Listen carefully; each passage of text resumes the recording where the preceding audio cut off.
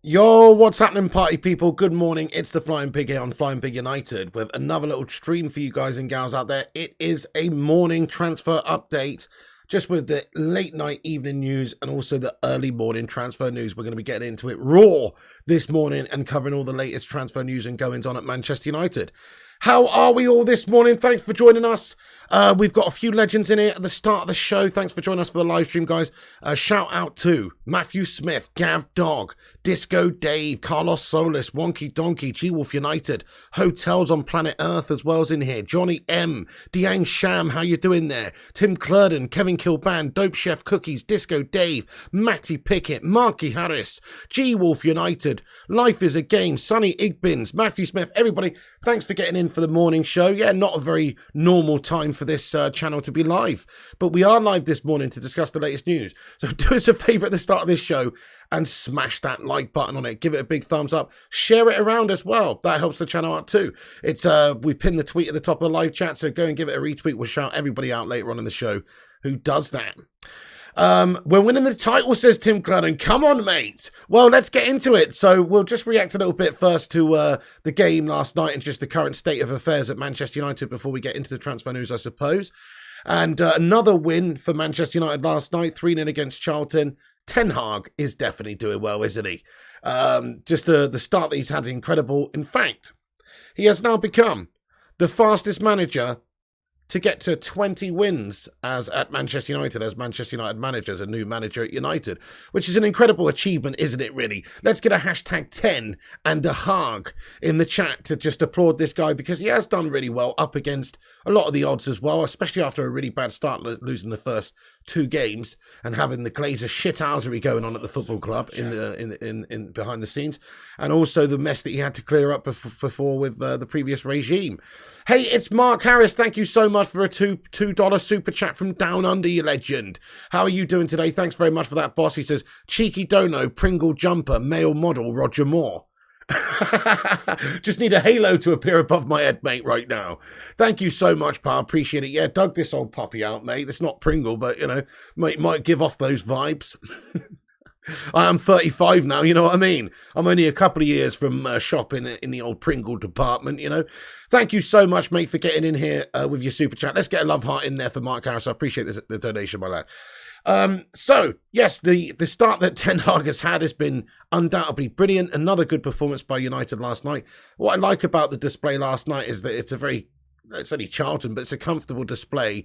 It's a professional job, and we've seen that too little over the last few years at United. You know, we've rotated the side. Ten Hag has utilised a lot of his different players and youth players and things like that in the game. Kobbie Mainoo starting, Garnacho tried something different with Elanga, you know, and playing backup players in midfield like McTominay and Fred, bringing Slabby Maguire in there. You know, it's all good stuff. It's just good that we were able to rotate the side there and still get a very comfortable professional victory against Charlton Athletic. So get in there, my son. Ten Hag is on the march for success at this football club. We are through to the semi-finals of the League Cup, so that's a big thing. You know, we haven't had a chance for silverware for a while. The last trophy we got was under Jose Mourinho in 2017. We obviously did the Mickey Mouse treble, fair play to him. But we now need to get back on the winning track and hopefully get some silverware. This is just a really a building block if we could get to the finals and maybe have a chance of winning it. And if we did win it, it's just a building block to future success. It's only the League Cup. We're not going to start, you know, noshing about it, but we are obviously excited about the possible fact of us being able to win a trophy, because it has been a little while. So Ten Hag to come in his first season and to essentially get us to, you know, in the top 4 safely at the moment, in the semi-finals of the League Cup, still in the FA Cup, obviously, in the Europa League, all that malarkey, he's doing about as good as he could have done, really. So it's pretty impressive stuff. I think he has probably been pretty happy with the start as well. Let's just ask the live chat, get a little vote in the live chat, see what you guys are saying. If you had to rate Ten Hag's start at Manchester United up until this point out of 10, how would you rate Erik Ten Hag's performance as manager at Manchester United out of 10? Let me know. So 8 says Gav Dog, 8.5 says Jack and Brad Gaming, 8.5 says Matt Pickett, 9.5 says You Wolf, 9 says Armadillo. 9 says Dope Chef Cookies. I'm with you guys. I think he's done about as well as we could have expected. 9 out of 10. The only way it could be 10 out of 10 really is if we were like top of the league right now or something. Which we're not that far behind in terms of points. So he's done about as good as he possibly could have done. Plus, it's not just, the position of the team, or the fact we're in the semi-finals of Mickey Mouse League Cup and we beat Charlton. It beat Charlton. It's actually about just the vibe and the positivity and the type of team we are becoming at Manchester United, and the ability to grind out results and just look way more solid defensively and starting to really attack well as well. And, we've got very much a good set of players now. He's got rid of like the ego. Cristiano Ronaldo, everybody sort of has to abide by the rule book now. And if you don't, then you're going to get punished, you're going to get dropped, or you're going to get fined, or whatever it may be. Ten Hag's not really taking any prisoners here. He's ruling with an authoritarian vibe. And so far, it's working out for him very well. Everybody seems to be singing from the same hymn sheet now. And once he's got everybody on board, that's half the battle, really. Everybody pulling in the same direction, trying to win for Manchester United. So Ten Hag has actually done brilliantly with sort of galvanising the set of players that he had. All the players that were underperforming last season, he's done pretty awesome with bringing them back through. Look at Rashford. I mean, Rashford last night, again, comes off the bench with half an hour to go. And what does he do? He's done what he's done all season. He scores the goals. He's there in the big moments. He's carving the opposition open, and he gets himself 2 late goals. And it just sort of emphasises what Ten Hag has done at Manchester United for players like Rashford or Luke Shaw, or, there's many players at United where he's developed them. Dallo, there's so many players that have come on leaps and bounds since he's been here. So you have to respect what he's done. He's done brilliant. In fact, there's a lot of positives to take from the Charlton game. Here's a little tweet I liked from United Faithfuls on Twitter, basically, which just said, Kobbie made his debut, so giving him an opportunity, it did okay in the game. He's a young lad. Very good to see Ten Hag giving opportunities to youngsters in these sorts of competitions. That's what they're there for. Anthony scored a great goal as well, which is great to see, obviously. And another good textbook Anthony goal. He needs to get that consistency in his game. Maybe he is one-dimensional, but if he can keep banging in those goals, nobody's going to care. Rashford came on, scored a brace. What a brilliant performance cameo by him. And Palestri's game was brilliant when he came on as well. The late cameo performance that he had, he put in a really, really impressive display. That was a big positive. Gives Ten Hag something to think about, because we've all of a sudden got so many great players in those wide positions. Rashford on the left, Martial on the left, Garnacho on the left. Ilanga's just like fallen by the wayside all of a sudden, because Sancho on the right, Antony on the right, Palistri on the right, and you still got Ilanga. So those are a lot of wide options. Depth is not a problem in the wide positions right now, really.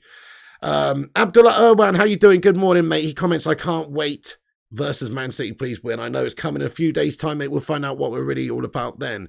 It's a tough game, that one. Man City is just a seasoned team. It's going to be tough, but we are in a good place right now. I feel we can get the job done. Let's ask the chat, do you think we're going to get a W, a D, or an L against Manchester City when we face them in a few days' time? Are we going to win, draw, or lose? Let us know in the live chat. I'm going to be humble. I'm going to be realistic. I'm going to say it's going to be one of those hard-fought, sort of tight games. Draw. L says Mark Harris. Mark Egan says W. W says Tim Clerdon. Draw says Pete Morris. Hopefully Sancho coming back strong, Matthew Smith. That's it. I don't think Ten Hag's just going to discard him.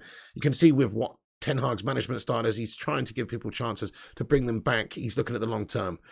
W or D, I'm setting for, says Dope Chef Cookies. Both says Mark Harris. W says Richard Churchill. W says Matthew Smith. D says Armadillo. Yeah, you can see a tight dub, says G-Wolf. 2-2, says Johnny. Yeah, I mean, I can see a draw happening. It's one of those just like fiery affairs, the Manchester Derby. They are a very good team. We are much better right now. I think you're going to see like organisation from Manchester United more so in a game like that than we have seen for a while. Also, we've got a lot of players in really great form right now. I mean, if you look at Casemiro's performance again when he came on yesterday, I know we're playing Charlton, but he's just a wizard out there. He's absolutely a wizard. And he's been a game changer for us. He could be a difference maker in a game like that against City. If he's able to have a good game, if the back four is able to do well, like some Martinez, Varane, these guys have a really positive game, then we can definitely shut out City. We can stop them from doing what they do to a degree. It's on United to hurt them really, really well on the counter-attack. I do worry that we don't have the firepower up top there at the moment in order to get the job done against them. Who's going to be starting in that game? Tony Martial? I mean, he could have a good game. He has had good games in the Manc Derby before, but it's a big if. So, there's lots of positives. Eric Ten Hag's 20th win. into the Carabao Cup semi-finals. Get in there, my son. And just a little bit of an update. We'll get on to Weghorst in a moment. And this is sort of leading into that, but just wanted to talk about the result last night and sort of what this means for the situation at United. And Ten Hag, he's doing brilliantly, guys. He's doing about as good as he could have done. And the team's really shaping up nicely. So I know it's only Charlton, but we're through to the semis. We're doing well in the league. We're doing well everywhere else. 2 big games coming up in the league, City, Arsenal. We will find out what we're all about in terms of a title challenge after those 2 games. If we can get away with 4 points out of those 2 games, there's every possibility that we've got a chance to challenge for the title. If we get drubbed up in both those 2 games, it's not going to happen. If we win those 2 games, wow, we've really, really got a great chance. So here's Ten Hag's quotes on Pellistri after the game. He said, "I see a future in Facundo Pellistri. It's very clear that he's progressing. I was also happy with him in the World Cup. Well done. Keep going." So great little bit of a positivity for Facundo. And there's a lot of people, myself included, who probably thought, look, Facundo Pellistri's not going to get game time in this Manchester United side with Sancho and Anthony. Maybe send him out on loan. But with Elanga looking so gash, and the fact that Sancho's not about at the moment, and hopefully we will be introduced back into the side soon and do well. But those reasons, Facundo Pellistri should be kept. He looked absolutely brilliant when he came on last night. I know it's late. I know the opposition got tired legs. But he was pretty awesome in that little cameo performance that he put in. Got a great assist, great vision, great running. All that sort of stuff you'd want from a young lad showing their skills in a game like that. He did brilliantly in that short performance. So let's ask the chat. I think we should keep him now. But let's ask the live chat. Would you keep or loan Facundo Pellistri for the rest of the season? Because there was a lot of talk about maybe him going out on loan to get some experience. If he's not going to play at United, his best place is probably out on loan. But if he is going to feature in a bit part role, even just to a degree, like we've seen just an occasional performance, substitution performances coming on late in games, getting some game time, then it's probably benefits him to stay and develop at Manchester United with Ten Hag and the squad. Jack and Brad Gaming thinks keep. Tim says keep him on the bench, says Mark Egan. Keep, says Disco Dave. Keep Facundo, says Pete Morris. Yeah. Yeah, Matty Pickett says keep. Defo, like you said, we've no Sancho and Elanga is poo. Matthew Smith says absolutely keep and play in the cup. Philip says keep. Richard says keep him. To be honest, he can use him, says Dope Chef. Ten Hag's completely changed the form of Rashford, Martial, Shaw and Dallo. Yeah, he deserves a lot of credit for the upturn in form these guys have had, absolutely. So Johnny M as well. Everybody's saying keep this guy now. That's the sort of impact that a really great performance like that can have. And given an opportunity, because he's not really been given opportunities by Ten Hag, but now Ten Hag's given him an opportunity. He's taken that opportunity. Now that's given Ten Hag something to think about. So get in there, Facundo. By the way, we've got 120 legends watching the stream. Can we get 100 likes on this video? We just hit 50. That's halfway, baby. We can do better than that, though. Bacon Brigade, assemble! And smash that thumbs up button on it. That helps the channel out, boosts us up the algorithm. It's free. Smash the likes on it, guys. Also, share it around. Twitter's pinned to the top of the live chat. We will be shouting every single individual out who gives us a retweet later on in the show. So please give us a retweet and spread the word. Keep and sell Elanga, says G-Wolf. Well, okay, maybe Elanga should be the one to go out on loan. I, again, would not actually sell Elanga because he's very young. He can develop, people develop at different ages. Give him a couple of seasons, he could actually be a baller. Now, he doesn't look very good at the moment. He's looked out of form. But also, like yesterday, he's put in an unfamiliar position, sort of playing through the middle. He didn't look good at all. That's not his strength. I think he is a winger. He needs to be loaned out. I'd probably loan Elanga out now. But then again, you know, you've got options. He's a young lad. You've got options. He doesn't have to play all the time. It's good to have these players there as a backup, as an option in case, you know, you can't do it. But Anthony says, why is Elanga not working? I'm not too sure about Elanga. The thing is, when he first came into the side, when he was younger and less experienced, he did really, really well. Last season, he did really, really well. So I can't really fault his early performances. But just as of late, yeah, he's not done well under Ten Hag. He's not developed well. But maybe all the more reason to send him out on loan. Tom Heaton was very good, wasn't he, Mark Egan? Very impressive. Good to see him coming in there. And we've got a good few options there at goalkeeper, a couple of backups. Tom Heaton's a good one to have, definitely. Right, let's get on to the Wout Weghorst business then, folks, and we'll give you the latest updates on that and see if there's any new sort of breaking news that comes out during this show. It may well do. It is the morning of the night before. What I mean by that is it's probably not going to take too long for Manchester United to get this deal done in regards to Wout Weghorst. So reports last night and throughout the night and this morning that the deal has been agreed between the two clubs. There's a verbal agreement in place. So just Ten Hag, just to to carry on from what he said about Facundo Pellistri, as you can see at the bottom of this tweet here by Fab, it says, can't answer on Weghorst, he said. Man United are just waiting for Besiktas to find a replacement. So they're waiting for find a replacement. We've got more information on that as well. But yes, Fabrizio last night did report that exclusive Manchester United have reached a full verbal agreement to sign Wout Weghorst, and I understand the deal will cost around €3 million to Besiktas. Weghorst will join on loan from Burnley. Final step needed. Besiktas will only approve the deal if they find the right replacement. So, and also this morning, various different outlets reporting the same thing, that it's all been verbally agreed, and it's just a case of them being able to find a right sort of replacement and get somebody in, which is where, a potential player like Abubakar comes in, or somebody like that. There is reports that he is now being linked, Besiktas supposedly in reports or in talks with Vincent Abubakar and his club Al Nassr over potentially re-signing the Cameroon international as a replacement for Wout Weghorst. This is as per reported by The Athletic last night. So there is definitely movement taking place there for Besiktas to try and bring in a suitable replacement. They stand to make a little bit of money for a player that's not there. It's an inconvenience to them, but if they can get somebody else in permanent, and make a little bit of money, then it's not really a bad deal for them for a player that's actually just a lone player. So they are trying to find a replacement. Once that replacement's established, then I'm sure they'll be much more open to doing the deal. So it's very much a possibility this could get done in the next sort of 48, 72 hours, 48 hours, even sooner maybe.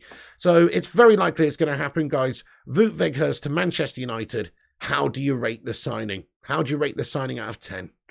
For me, it's a 4 or a 5. I think it's pretty subpar, got to be honest. There's other teams doing lots of more ambitious stuff. Yeah, people are criticising Chelsea about getting in João Felix on a season-long loan and paying quite a lot of money for the privilege. But are they not trying to actually do as best as they possibly can by getting as best as possible players they can, even if it costs money? Man United, the type of team to scrimp and save and have that Glazonomics where we can't be asked to spend any money to properly go for it. This is just a cheapo signing. It's a cheapo bargain bin signing. So I'm not going to get too happy about this signing, but at the same time, it is a decent signing for what we need, for what the option that it is, for the type of player he is, for the different type of player that he gives us. He is actually a good signing, but it's just also a very boring and not necessarily boring, but uninspired signing by these guys. So let's have a look at the chat here.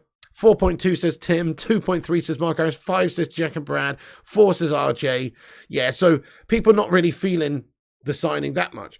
It's not a big marquee signing. It's not an exciting signing that's going to get everybody excited. What it is just an Igalo type deal again. But anyway, so he has essentially, there is a verbal agreement. We know that his position is that he's desperate to join Manchester United. He's really, really happy to play under Ten Hag at United, and that's what he wants to do. So his side of things is not an issue. Man United's side of things is not really an issue doing the deal with Burnley. It's just in regards to Besiktas getting in that suitable replacement, as we said. Perhaps it could be Vincent Abubakar, or somebody else. And if that's done, then we'll get him in very soon. So it could be the next 48 hours. You're right, exactly. Lofar Leishram, he says, something is better than nothing. You're absolutely right. That's it. It's a player. It's a good option. Somebody that can come in and hopefully improve us in that area. As we've said many times, Tony Martial, although a good player, I don't think he's a natural number 9. I don't think he's a finisher, like a proper natural number 9. It's hard to teach that instinctive movement and things of a player who's just grown up playing in that role. That's the difference. He's played out wide a lot of his career. He's just not natural number 9. He's also got the aerial prowess of Warwick Davis as well. No disrespect, but he's got fantastic aerial prowess, this guy. He might as well, have no ability in the air whatsoever. That's the problem with him. So he's good in all other areas, actually, Anthony Marshall. He's skillful. He's tricky. He's got a good eye for goal, and he's also very much got great vision. But he's just not got very good aerial ability. And if you're looking at weaknesses in our forward line, sometimes in certain games, you do want to have a big focal point up there. You do want to have somebody that can get you a headed goal from a set piece or a cross, late in games or whatever it may be. You want to have different options for somebody who can maybe look to bring on for something else. And that's what Wout Weghorst gives you. He is something else. He's a big, gangly behemoth of a man, isn't he? Yeah. Exactly, Gungshi. How are you doing, Gungshi, this morning, you legend? He says the aerial prowess of Willow. Precisely. That's who played him. It's Willow. The aerial prowess of Willow. That's the unfortunate situation with Martial. He is somewhat of a wizard, though, like Willow a little bit, but not that much. We haven't seen too much from Tony Martial for a little while. Blind Dog says, don't you usually get up about noon? You've been up all night? I haven't actually been up all night, though, so I woke up at 5 a.m. I got an early night last night, guys. I fell asleep pretty early doors, and I just woke up early, and it's weird, isn't it? I know, it doesn't feel right. It's very strange. Millie Rono, what's happening, boss? He says, hello, Piggy. Just want to say Martinez scored yesterday and the ref disallowed it, but he scored. That was a lovely little, that little, just that scoop over the keeper. That was pretty cool, wasn't it? Yeah. But anyway, I do believe it's a good signing. It's just not a fantastic sign. It's not an inspirational signing. But let's talk about time frames here. So there is a possibility that we could get him in soon. It's a loan deal. Would have to come over for a medical.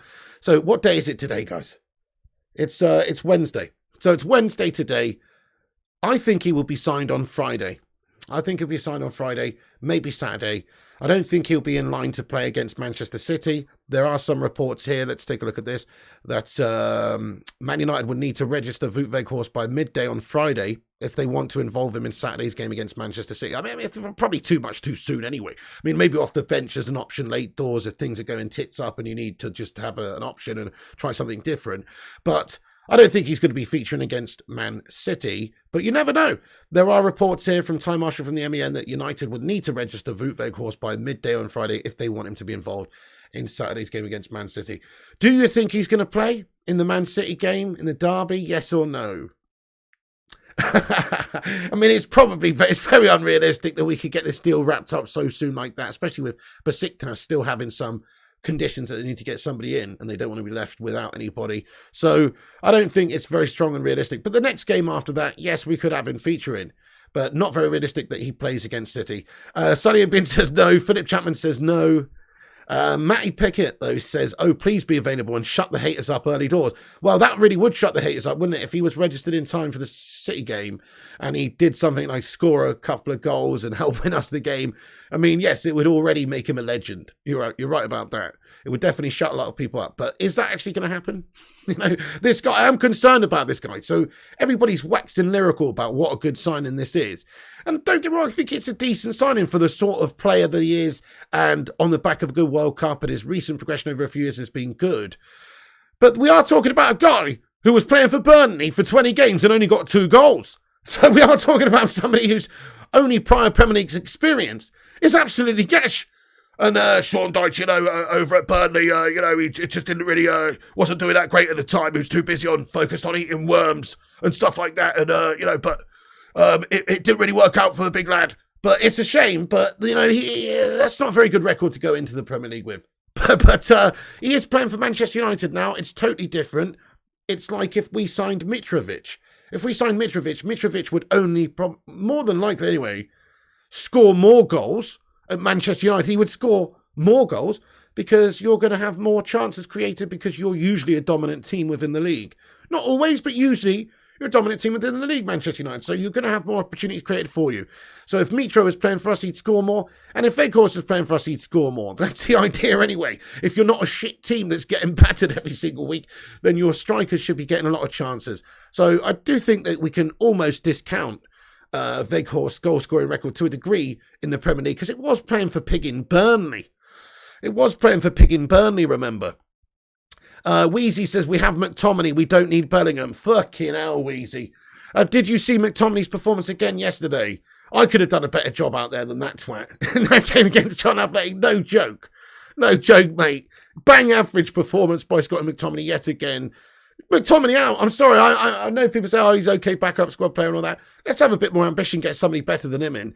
The ideal scenario would be the opposite of what you just said, Weezy, is to get Bellingham in and sell McTominay. That's the ideal scenario, is to do that. And then you've still got a really good set of players in midfield there. You've got Eriksen, Casemiro.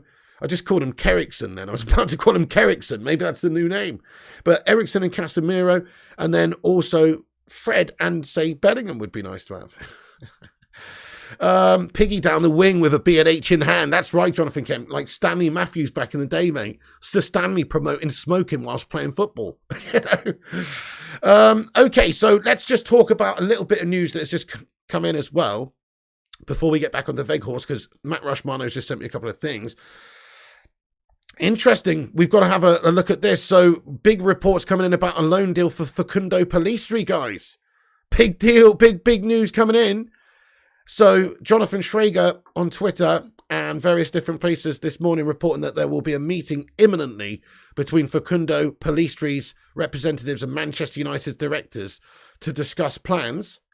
Also, Pellistri has received a formal January offer, loan offers from both Valencia and Flamengo, but the player ideally wants to stay at Manchester United in order to showcase his value to Erik ten Hag. His representative will meet with Man United directors imminently to discuss the plans for Facundo. This is via Jonathan Schrager on Twitter. Very good source. So that's quite interesting, isn't it? Just this morning that's coming out. We were talking about Facundo, the chance of him going out on loan, and probably should be going out on loan previously, but you see what he could possibly do for us in that game yesterday, and maybe just as a prospect in the squad and playing every now and then and getting experience. He'd probably be good to keep him. Pellistri stays, says RJ. I'm with you, but I think now it's probably a good idea to keep hold of him. Zayn Miyassi, thank you very much indeed, lad, for the super chat. How are you doing, Zayn Miyassi? It's Zayn Miyassi, everyone. Let's get a love heart in there for Zayn Miyassi. He comments, Piggy, you are up early. Never mind Weghorst or Weghorst. Nketiah is scoring tons of goals. Our football is stunning as new Avatar film. Zayn Miyassi, well, that's quite appropriate, actually, Zayn Miyassi, because just like the Avatar, you know, Arsenal's season is going to end up long, drawn out, and fucking blue, mate. Sad and blue. That's what it's going to end up like, bud. Sorry for dropping the F-bomb there in the morning, guys. It's only 8:33 a.m. We can't be dropping F-bombs in the morning. Zayn Miyassi, you know what, bud? Arsenal are a cartoon land. That's right. Avatar makes sense. Avatar Arsenal. Avatar Arsenal, mate. Fucking bunch of cartoon melts. You know what I'm saying? Anyway, Zayn Miyassi, thanks for your super chat, bud. But Nketiah, I'm not interested in your guff team anyway. Weghorst is coming in here to do an option. It's not exactly really inspirational. I'm not expecting him to bang 20 goals for us for the remainder of the season. He's going to do okay in the squad. It's an uninspired signing. We've got shit owners. That's the facts. I'm not going to big up this signing too much, guys. Hashtag Glazers out. It's a shit signing. It's not a shit sign. It's an okay sign. It's an okay sign. It's a good sign. It's okay. Decent. Decent's the word I use. It's a decent signing for what we need right now, I suppose, to help out. But it's also just bang average. Josiah Flame, what's going on, mate? Josh King would have been better, says Alex Mills. See, there's a bunch of players that I think would have been better. That's the problem. That's why I don't really think this signing's all that great. If we just had a bit of bollocks, spunked a bit of cash, not too much, don't have to spend 70 million to get Osserman. How's about a cheeky bit of Mitrovic, or just somebody else? But no, Weghorst is a good player. He's a good option, and he's 6'6", and he's a beast and all that jazz. He gives you something different. So he is a good signing, but he's also not that clinical. He's not going to get you shitload of goals. It's not like we've gone on there and signed Robin van Persie, is it? You know, it's just not. It's just not. Mark says, embarrassing signing. Skint FC in a nutshell. Glazers did spend a lot in the summer and they don't want to spend in January. That's a theme that they have kept up with over the years since they've been here in general. They spent a lot in the summer, in all fairness to them, 200 mil. They're not expected to spend a lot in this window, but they should spend what they need to. And there's a need and a necessity at Manchester United to replace Cristiano Ronaldo. They save money from Cristiano Ronaldo. He's off the books, 2 million a month saved. Where's that money being spent? Because if you actually think about how much the Weghorst deal is costing, well, we don't have precise figures at the moment, but just a loan deal, it's not a huge amount. It's not like that all of that money's even being used. Weghorst's wages will pale in comparison to Cristiano's. They will save 24 million over a calendar year by not having Ronaldo in the squad. Obviously, he was only contracted up until the summer of an option, but you know what I mean? Like they're saving a lot of money, but they're still not spending that money. They should have been capable of spending 25 million in this window after Ronaldo going. That's the reality. Veggie on 500k a week, says Matt Pickett. Zayn Miyassi, thanks for another super chat. He says, also the bad guy in human form in Avatar looks like David Moyes. Maybe he's getting into Hollywood. Oh, coming soon to a theatre near you. David Moyes reprises his famous role. Summer 2023. David Moyes is the Ginger Goblin. Yeah, maybe, Zamiasi. I could see that happening. Thank you so much, pal. I really appreciate you for the super chat as well. Let's get a love heart in there for this guy. Kingslayer says, Pig, this is early. What the fuck? I know, well, it's just I wanted to cover the news. So last night there was some news that was coming out when the game was on and stuff, and wasn't able to cover it last night. So I wanted to jump on and talk about this agreement, this verbal agreement that there is between Manchester United and now Burnley and Besiktas, etc., which we will go through again once in a moment before we get into the live chat for a Q&A. Weghorst will be on 500k with a 6-year deal, says Wheezy. This reeks of Glazers leeching whatever it is left on the books before they cash out in the summer. That's a fair point as well. So that's another thing that we can hope for. We can hope for that the Glazers are looking to sell this football club.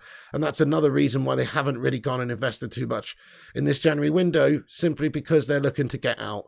But, you know, if we were thinking about it from the other point of view, if they want to get the most they possibly can from the football club in the summer by selling the club and get Champions League, they need Champions League football. So to get Champions League football, to guarantee Champions League football, don't you need to just spend a little bit more to consolidate your position and make yourself stronger? So you do definitely get Champions League football and you can sell it for as much as possible. So there is a bit of a catch-22 there. Like they should be spending in order to get as much as they want. Listen, I'm going to say this now. I'm going to call this now, guys. I might be completely wrong. And trust me, I hope I am wrong. I hope I am wrong.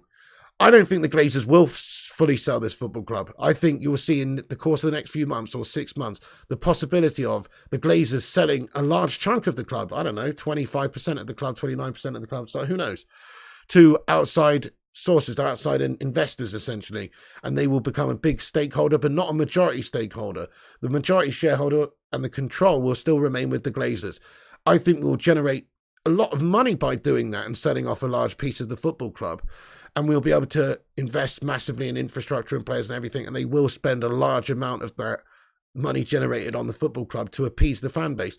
They will suck out and siphon out as much as they possibly feasibly can, though, in every single possible way, because they are a bunch of parasitical leeches. And then they will milk us for a little bit longer, as long as they possibly can, by spending other people's money. By spending other people's money so they don't have to spend their money. And I've just got a horrible feeling that they're going to retain ownership, but they're going to just announce at some point that they had a big investment by somebody and they're looking to now spend and get the stadium done and all the facilities and invest in. I've just got a horrible feeling that's going to happen. That's what I think is going to happen, guys. Smash a 1 if you think that. Smash a 2, though. Most people probably think that they are going to fully sell. That's the dream. That's what we want. We don't want them here. You know, but basically the only reason they would sell, though, I think, is if you give them a really good premium offer.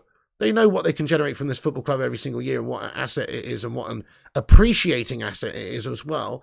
And so the only way to get these fungi, these funguses, these fungicides out, if I was right the first time, fungi, the only time to way to get these fungi out is if somebody was to come in and bid like £6 billion or £5 billion, you know, give them exactly what they want. Maybe even more, exactly what they want. Once they've got exactly what they want and they've made a huge profit, then they would sell the football club outright.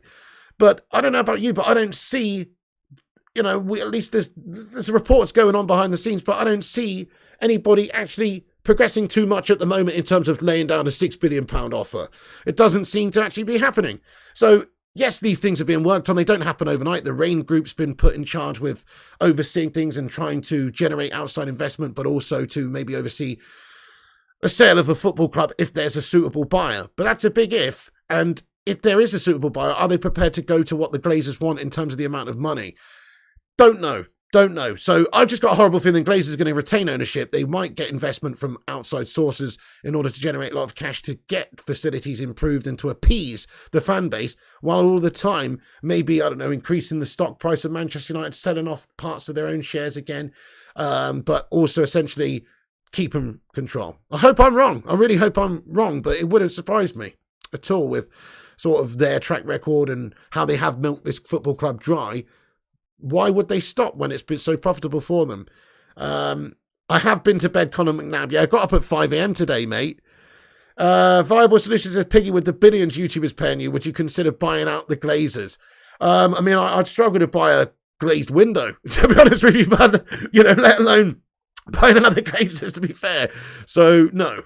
Richard Churchill says, you're probably right, Piggy, but Glazers out. Oh, definitely. Let's get a hashtag Glazers out in the live chat, guys, because I really hope I'm wrong with that theory, and I hope that there is the every possibility that they do sell the football club fully very soon. If they're out by the summer, we've got new owners in who are prepared to spend big bucks.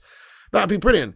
But there was a report that came out the other night that said that the Qatar Sports Investment Group, QSI, who own PSG, are currently looking around the possibility of investing in a football club within England.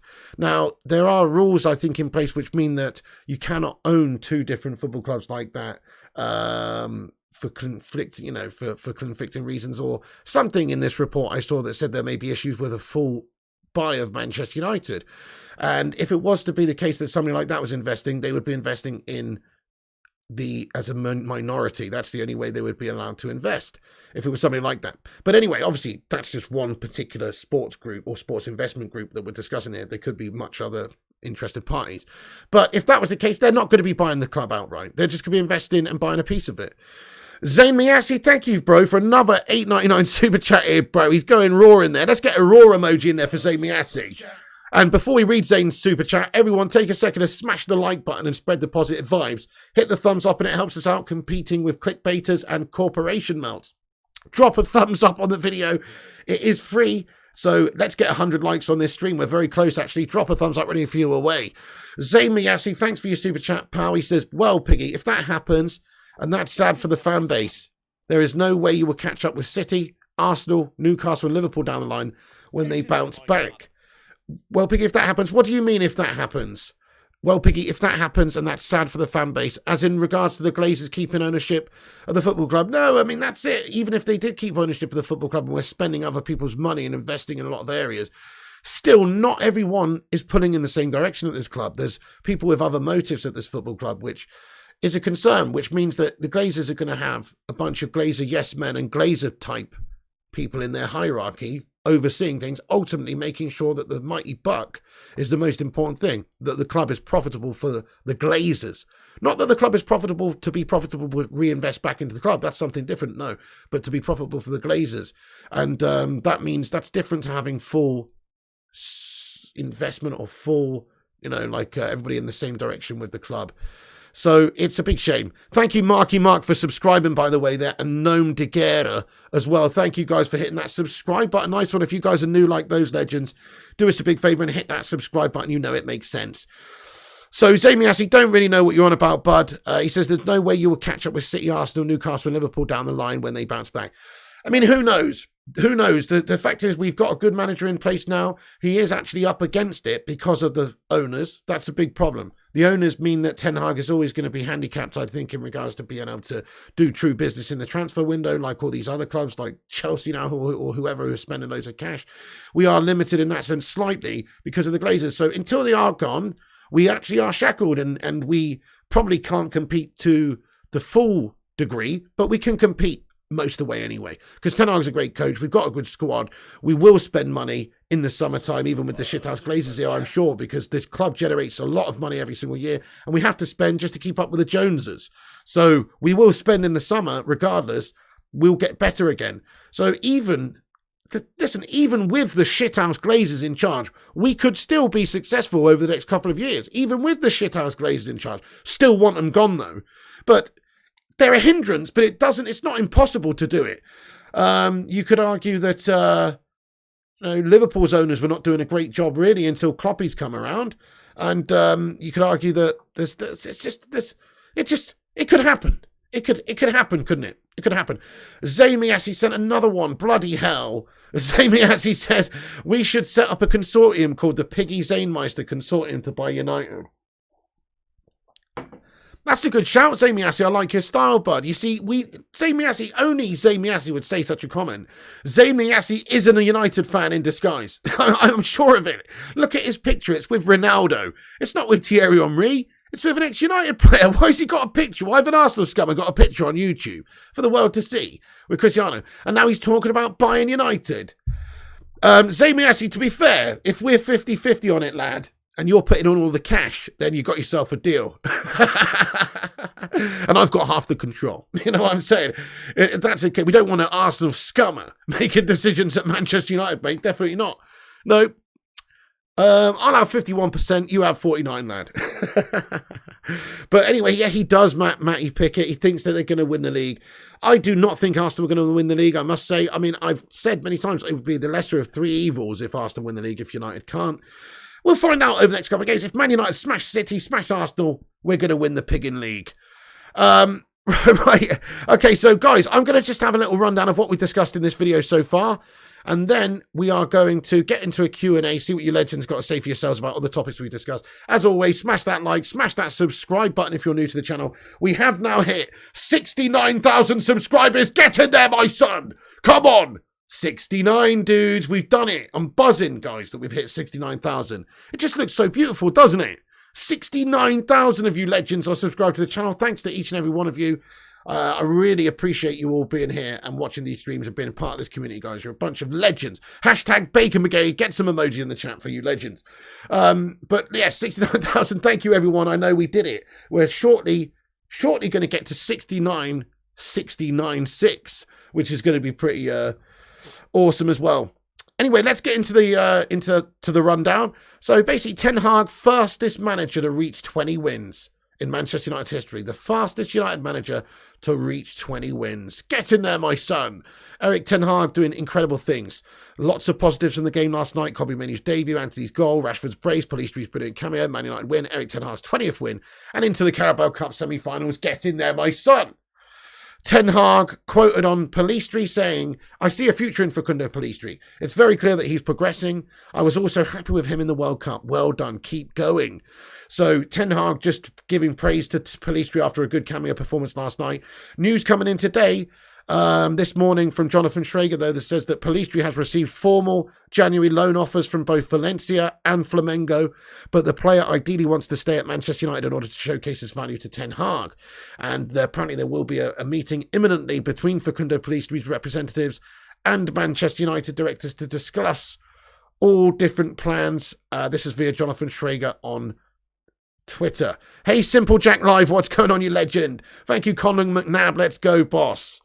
So yes, good stuff there. One thing I wanted to discuss actually, guys, and I did not discuss in this video before we actually do the rundown of what we've discussed. One thing I didn't discuss is Slabby Maguire. Slabby Maguire giving it the old Billy Big Bollocks after his performance last night against Charlton. I actually missed it because I was obviously doing my little post-match chat.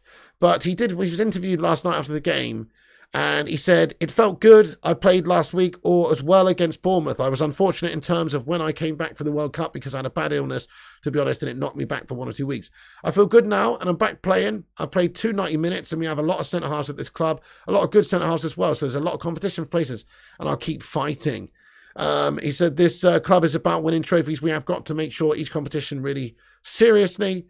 And then in regards to... you know, I mean, the thing is with Harry Maguire is, you know, he's a nice enough guy, isn't he? He's a nice enough guy. He's just not captain material, and he's giving it. He's saying he's got to keep fighting for his place in the side. I can't see him getting in the team against Manchester City, guys. Can you?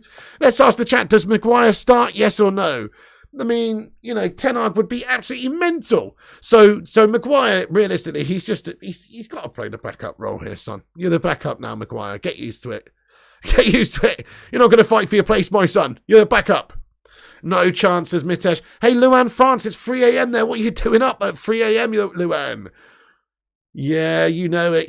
Pellistri should play more over Elanga. 100% agree, Kingslayer. Welcome in, Vincent Bullock. Hey, welcome in, Sub 2 Flying Pig United. Get in there. How you doing this morning? Mitesh says no chance. Hell no, says Slurp King. Hell no, says Commersworth. No. Precisely. So there would be nobody in their right mind who would actually play Maguire over Varane and Martinez at the back at the moment.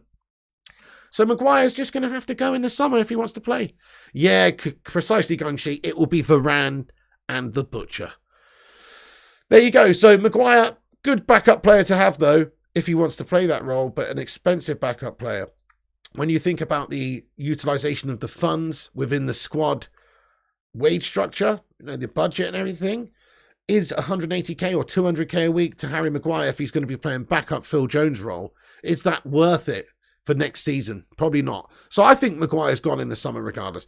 Anyway, wanted to talk about that. His quotes from the game yesterday. Fair play to him. He did have a decent display, though. He has one or two gash moments from him, as there always is. But his passing was good. We're playing Charlton, though. That's who he's good against. Pigging Charlton. Anyway, also, yeah, João Felix to Chelsea. Here we go. Full agreement. Yeah, blah, blah, blah. Whatever. Don't care about that. But it is a lot of money that they're paying for a short-term deal. But it is ambitious by them at least to try and get somebody in. They've signed a lot of players. Remember, they've already got Nkunku coming in the summer as well. So it's just a short-term deal till then to get somebody in who's good. And they've done that. They're doing that. So I actually think that's a good signing for Chelsea, apart from if you just don't look at the money. Who cares? Why do football fans care so much about money? Do you think Chelsea fans care that they spent 11 million or 9 million, whatever it is, to get this guy on loan? Why would they give a shit? Why do you give a shit? I don't give a shit. The owners don't even give a shit. That's why they spend the money. If you're a football fan, you'd just be happy you get the player in your team, wouldn't you? That's what I would think like anyway. We're not like that as United. We don't have the ambition to go and sign players. But anyway, that's what they're doing there. I think that's a good signing for them. Whatever. Bollocks to Chelsea. So, yes, that's it, guys. Verbal agreement has been made between Wout Weghorst and Manchester United. Besiktas, this is what Fab reported last night. Man United have reached full verbal agreement to sign Wout Weghorst. Understand deal will cost around €3 million to Besiktas. Weghorst will join on loan from Burnley. So there it is. Final step needed. Besiktas will only approve the deal if they find the right replacement. And also, potential Weghorst replacement has been highlighted here. Besiktas are in talks with Vincent Aboubakar and his club Al Nassr. I don't know. I think it's Al Nassr. Over potentially resigning the one Ronaldo plays at. Over potentially re-signing the Cameroon international as a replacement for Wout Weghorst. So there is a replacement being lined up for Besiktas. It's looking likely, probably 72 hours, 48 to 72 hours, Wout Weghorst will be a Manchester United player. It's unlikely he'll be registered by Friday midday to be involved in the game against Man City, probably the game after that. So that's the latest news, guys. That's it. Thank you very much for everyone for getting in. I'm going to get into the live chat now. I'm not going anywhere just yet. I'm going to read a bunch of comments out and see if anything else comes out this morning. We just go and have a look at and update some of the reputable updaters that I look at here and see if there is anything that's freshly come out.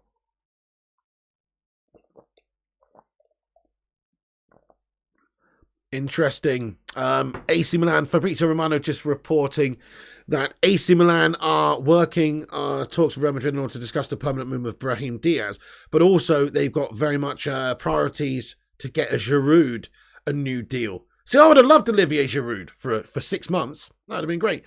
Anyway, let's get into the chat then for the Q&A. Get your thoughts and comments in, guys, about anything we've discussed. Now's the time to have your say.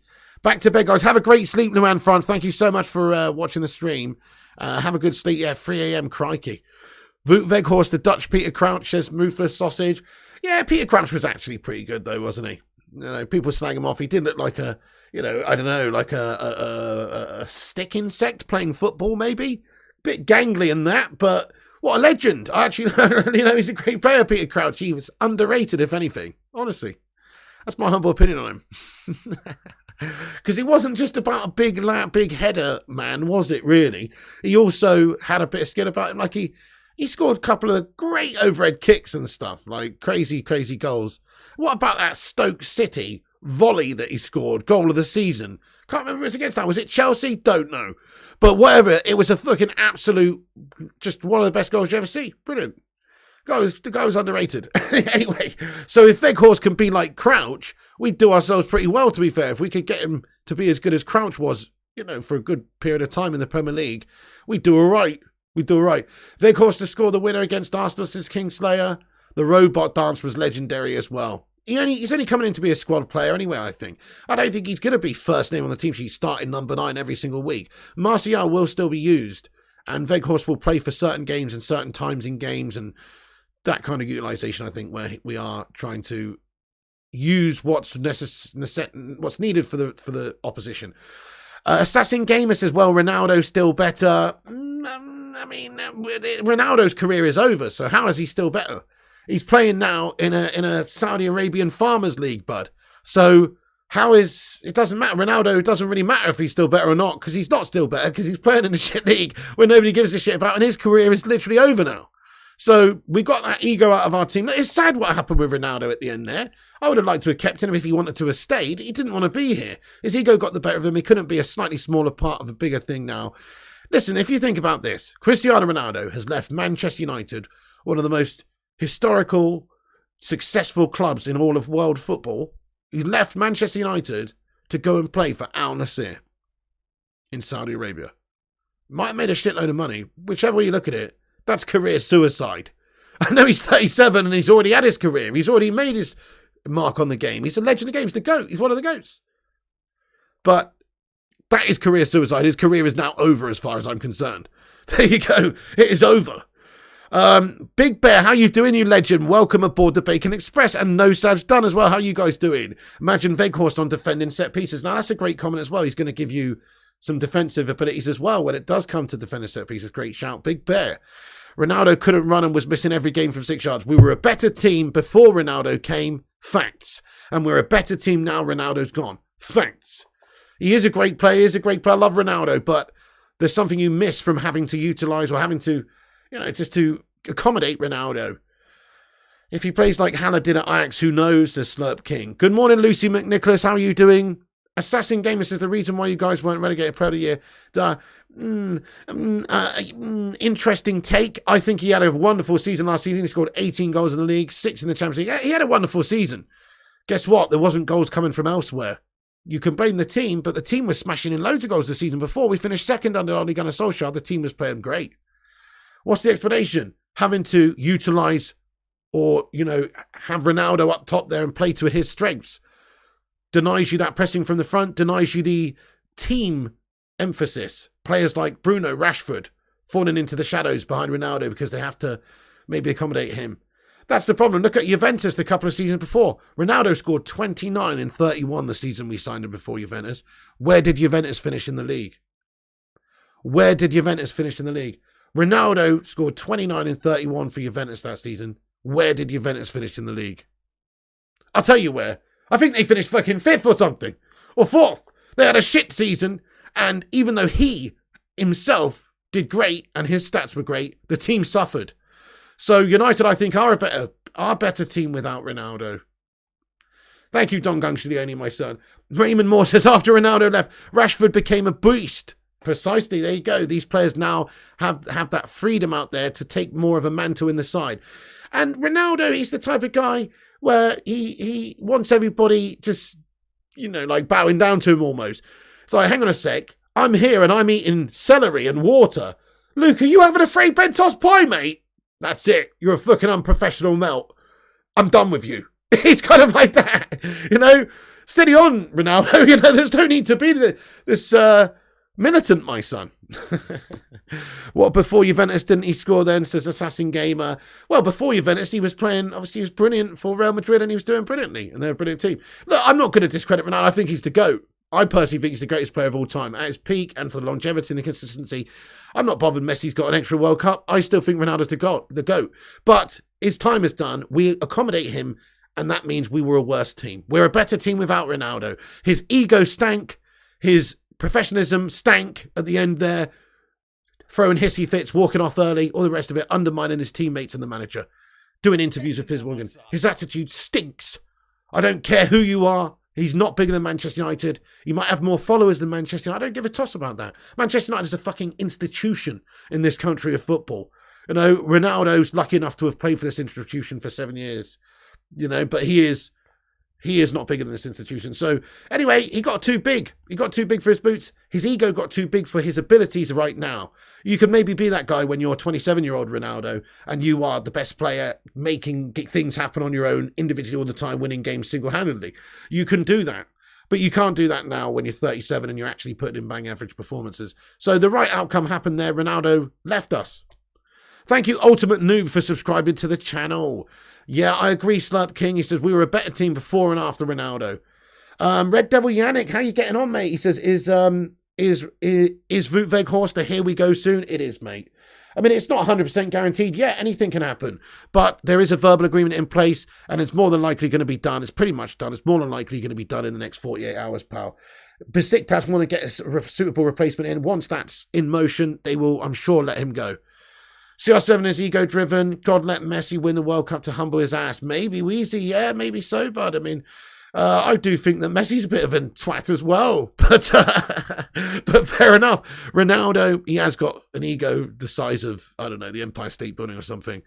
Disco Day, thank you so much for being here all this time. Honestly, you are one of the OGs, definitely. I don't even know if there's anybody who's been here before you in terms of 1K then. He says, I remember you when you reach 1K. Just shows patience, time, and hard work pays off. Keep it up, Piggo, mate. 100K incoming. Thank you, Disco Dave. I'm very happy to have reached 69,000. I really appreciate people like you watching from all those years ago and up to now, supporting the show, being here, interacting, liking the videos, sharing the videos, all that jazz. It's pretty awesome, guys. Thank you very much. In fact, like the video if you haven't done so, guys. Help us get to 150 likes. Break out the red panties. It's red panty night. The live chat's got us 100 likes. Where will you see Rashi playing when Weghorst joins? Same place as he's playing now, really, on the left-hand side. On the left-hand side, doing what he's doing. He's absolutely incredible. He's scoring goals from that position. Yeah, he's played a couple of times at number 9 this season for us. But no, Rashford will keep playing where he's been playing, over on the left side. Shane Crouch played for the Scouts. Good player. Yeah, there you go, Sonic Asylum. Welcome, Smeghor, you Dutch beaut, says M. Coughbank says, morning, pig. Here's to a good day, fella. You too, my friend. Thank you so much. Thank you, M. Morning, Ian Knox, lad. He says, morning, mate. Don't know what time it is back home. 11 a.m. here in Turkey. Oh, it's 9:02 a.m. here, boss. Welcome in from Turkey, lad. Hope you're having a good one. Denzel Washington, what's happening? Says, Ronaldo did not look happy in recent footage at Al Nassr. Sold his soul and ended his career chasing money over glory. Spot on. Spot on. Who in their right mind would leave Manchester United? It doesn't even have to be Manchester United. Let's just say he was playing for, I don't know, Real Madrid, AC Milan even, or Inter, Juventus, Barcelona, Bayern Munich. One of these top European teams, the legendary fabled European teams. Manchester United is definitely one of those. And he's thrown away his legacy as the all-time Champions League top goal scorer and the ability to compete in the best league in the world, the Premier League, and the best European competition, or the best competition in the world for clubs, the Champions League. So he's thrown that away to go and play in Saudi Arabia when he's still good enough. He doesn't even have to play for Man United. He could have gone to Sporting or somewhere, Napoli or someone. He's still good enough to play to a good standard in a good European competition and stuff. Instead, he's chosen to go and play in Saudi Arabia for money. I can't get my head around it. I never thought he would do that. In that Piers Morgan interview, he said he wouldn't do that. He said that he'd been offered huge money. Piers Morgan brought it up. Said that you've received a 200 million offer from Saudi Arabia. And he said, it's not for me. So he's had his head turned. He's made a wrong decision. It's down to him. How can anybody say getting 200 million over 2 years is wrong, or whatever it is? It could be more than that. How is that wrong? I know what you're saying, but he could still have done that in 2 years' time. He could have had another 2 years at the top. Now what's going to happen is he's going to lose that all-time Champions League goal scorer record as well. There's no chance of him ever winning a Ballon d'Or or doing anything like that again. Maybe there isn't anyway, because he's too old now. But crikey, even though he's 37, it sounds weird to say this, he's ended his career prematurely. I'm sad for him. I'm sad for him, guys. He should still be doing it in the European leagues, doing the business. Thank you, Matt Picker. I appreciate you, boss. Did Ronaldo even need the money? No, he did not. He's worth $500 million anyway. Thank you, Ian Knox. I appreciate you. Sub 2 says 1.3 billion UCLs in a World Cup, and it was United's worst Premier League season ever. CR7 was a ghost, says Sub 2. Hoping for Nottingham Wolves in the semi with Newcastle beating City. One can dream. That would be great, wouldn't it, Ultimate Noob? Yeah, we want Nottingham Wolves, definitely. So happy to be through there. Okay, guys, well, I'm going to wrap this video up anyway. It's been an absolute pleasure as always. There's the latest news on Weghorst. It looks like it's going to be a here we go in the next 48 hours. There's lots of positives to take from the game last night. 10-hour 20th win, all that jazz. Verbal agreement between Manchester United and, essentially Besiktas Burnley for Wout Weghorst. Wout Weghorst is desperate to join, so it's just a formality, really. They are looking for a replacement, which is Abubakar, more than likely at the moment. Once that happens, it'll be done. There's talks of Pellistri maybe having talks with Manchester United and his reps today to try and figure out what his future is. Also, maybe there'll be a loan deal on the cards, but based on his performance last night, maybe Ten Hag would look to keep him in the squad. So that will materialise shortly. We'll let you know what's going on. We'll keep you up to date with exactly what's going on in this transfer window, everybody, in a no bullshit way. Whenever there's actual news and information to discuss, we will jump on and give you all that information. So make sure you subscribe to the channel. It's free to subscribe. That's the big red subscribe button. Click that. Also, smash the like on it. That helps support the channel, helps us out, and it's free. Also, click the bell icon for notifications so you don't miss the streams. That way you'll get notified. You can join the Discord as well for updates if you want by clicking !Discord in the live chat. Please do that. Thank you, Gungshi, my son, and everyone. Let's just get some love hearts in there for the legend that is Don Gungshi. Hope everything's okay, Gungshi, you know, and just much love to you. I know it's a tough time for you at the moment. Let's get some love in there for the main man, Don Gungshi. The Bacon Brigade is with you, my son. We love you, Gungshi. Stay classy, Gungshi, and everybody else. Wheezy, Sub2, Red Devil Yannick, Lucy Nicholas, Slurp King, Kingslayer, Johnny M, Ian Knox, Sub2, Gav Dog, Dope Chef, M, Lucy McNicholas, Disco Dave, Johnny, Raymond, King, Gav, everyone, guys. That's it for my stream this morning. Thank you so much. I appreciate that, Disco Dave. Yeah, we will be back throughout the day and also later on tonight with FIFA action late night. But we will be back if there's any sort of breaking news or big updates to give you in regards to this deal or any other deals regarding Manchester United. We will jump on and let you know exactly what's going on. Kelvin Curran says, how well did Garnacho play? Garnacho is the future, my friend. Garnacho is undeniable. What a talent. Yeah, he was brilliant again. Unlucky not to get a goal, really. Thank you, Bud, Kelvin, Sonic, Dope, Schlurp, Duncan, Vincent, and everybody. All the moderators, people like Gungshi, G-Wolf. Thank you so much, everyone, for getting in here, moderating the chat.